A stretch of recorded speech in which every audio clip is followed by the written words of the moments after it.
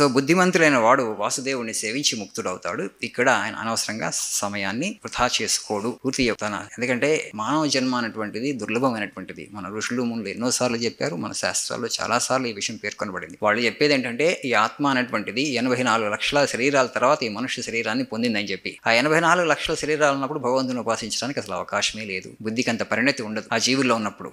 ఈ ఒక్కసారి మనిషిగా పుట్టిన తర్వాతే మనకు ఆ బుద్ధి పరిణతి ఉంటుంది. భగవంతుని ఉపాసించడానికి కాన్షియస్ గా అవకాశం ఉన్నటువంటి ఒకే ఒక్క జీవి భగవంతుడు. అలా అద్భుతమైనటువంటి ఆ ఉపకరణాన్ని తెచ్చుకున్న తర్వాత, పొందిన తర్వాత చాలా అదృష్టం మన వాళ్ళ దృష్టిలో, మా పుణ్యం, చాలా అదృష్టం. ఇక్కడ వరకు వచ్చామండి పరిణామ క్రమంలో. ఇంకెన్నో జీవులు ఉన్నాయి చూడండి, చీమలు ఉన్నాయి, అక్కడ దోమలు ఉన్నాయి, కీటకాలు ఉన్నాయి. అవన్నీ కూడా మానవ శరీరాన్ని పొందడానికి ఎంత సమయం పడుతుంది మీకు తెలియదు, నాకు తెలియదు కదా. సో ఆ విధంగా దుర్లభమైనటువంటి మానవ జన్మను పొందిన తర్వాత సత్యాన్వేషణకు, భగవంతుని పొందడానికి, భగవంతుని మీద ప్రేమను పెంచుకోవడానికి ఎవరైతే ప్రయత్నం చేయట్లేదో వాళ్ళు జన్మని వృధా చేస్తున్నట్లని వాళ్ళు భావించేవాడు. మనం ఇప్పుడు ఈ రోజుల్లో రకరకాల కారణాల చేత మన జీవితం అంత అంటే మానవ జన్మ అంత గొప్ప వరం అని అనుకోవట్లేదు. మనం టేక్ థింగ్స్ ఫర్ గ్రాంటెడ్. ప్రతిదీ అంతే కదా, మళ్ళీ వచ్చేస్తుంది, మళ్ళీ వచ్చేటప్పుడు మనం మానవ జన్మే పొందుతాం అని అనుకుంటాం. ఆయన కొంతమంది అదే అడుగుతున్నారు, ఆయన అసలు పునర్జన్మ ఉందని ఎవరు చూశారండి? పాశ్చాత్యుల దగ్గరికి వెళ్తే పునర్జన్మ ఉందని ఎవరు చూశారండి? ఉన్నదే ఈ జన్మ, ఎంత భోగించగలమో, ఎంత అనుభవించగలమో అనుభవించిపోతాం. మరణం గురించి ఆలోచించాల్సిన అవసరం లేదు, వచ్చే జన్మ గురించి ఆలోచించిన అవసరం లేదు. ఎవరు ఆలోచించట్లేదు మిగతా దేశాల్లో. కాస్త కూస్తే ఆధ్యాత్మిక జ్ఞానం మనకి ఉంది కాబట్టి ఇప్పుడు ఈ రోజుల్లో మనకి ఏదో దుఃఖం ఉందంటే అది పూర్వజన్మలు చేసినటువంటి కర్మ ఫలితం అని అనుకుంటాం. మళ్ళీ ఈ జన్మలో పుణ్యాలు చేసుకుంటే